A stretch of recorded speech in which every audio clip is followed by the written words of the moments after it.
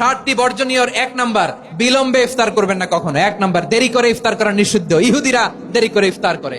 লা ইয়াজালুন নাসু আলা খাইরিন মা আজ্জালুল ফিতরা। বিশ্বনবী বলেছেন, এই উম্মত যতদিন আগে আগে ইফতার করবে, এই উম্মতের কপাল থেকে কল্যাণ কেউ ছিনিয়ে নিতে পারবে না। চিল্লায় বলেন ঠিক কিনা? আজানের জন্য বসে থাকবেন না, সময় দেখবেন।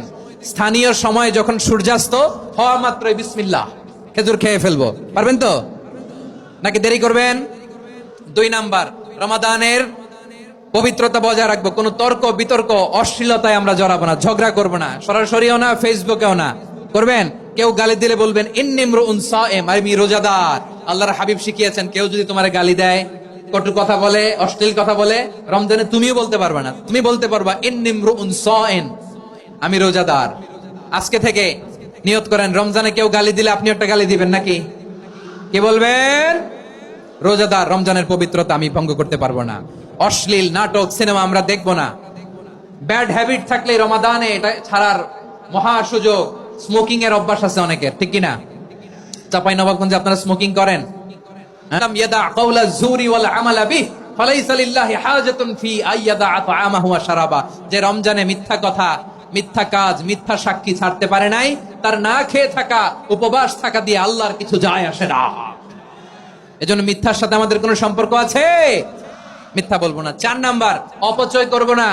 ইন্নাল মুবাযযিরিনা কানু ইখওয়ানাশ শায়াতিন ওয়া কানা শাইতানু লিরাব্বিহি কাফুরা। অপচয়কারী শয়তানের ভাই। আচ্ছা, যে শয়তানের ভাই ও নিজেও আরেকটা কি? শয়তান। যে শয়তানের ভাই ও নিজেও আরেকটা কি? অপচয় করব না। ইফতারি করতে যে আমরা অনেকে অপচয় করি, এগুলো করবেন আপনারা না। অপচয় করব না। 5 নাম্বারে, রিয়া, লোক দেখানো ইবাদত আমরা করব না। লোক দেখানোর জন্য নামাজ, রোজা, জিকির, তেলাওয়াত, দান সদকা এগুলো করলে আল্লাহর দরবারে এগুলো কবুল হবে? বিশ্বনবী বলেন, দাজ্জালের ফিতনার চেয়ে একটা বড় ফিতনার ভয় আমি করি। সেটা কি? আর রিয়া, শো অফ মেন্টালিটি, লোক দেখানো মানসিকতা। এটা থেকে আমরা বিরত থাকবো ইনশাআল্লাহ। 6 নাম্বার, অনেক গুরুত্বপূর্ণ। ব্যবসায়ী ভাইয়েরা, ব্যবসা করেন কারা কারা? হাত তুলে দেখান তো আমারে। মাশাআল্লাহ, হাত নামান।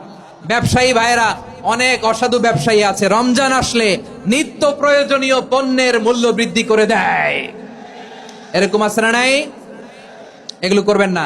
মজুদদারি করবেন না। পণ্যের কৃত্রিম সংকট বাজারে করবেন না। আপনি লাখ টাকা কামায়া ভাবছেন যে রোজাদারদের কষ্ট দিয়ে ধনী হবেন। এমন রোগ আল্লাহ আপনারে দিবে, কোটি টাকা দিয়েও আপনি হাসপাতালের বিল পরিশোধ করার ক্ষমতা আপনার হবে না। খবরদার। আর শেষ বয়সে দেখবেন কি কষ্ট আপনার হয়। আপনি রোজাদারদের কষ্ট দিচ্ছেন, আল্লাহ আপনার সুখে রাখবে? আল্লাহর দোহাই লাগে, আমার ব্যবসায়ী ভাইরা এটা করবেন না। আরব বিশ্বে আমরা দেখেছি, আরব বিশ্বের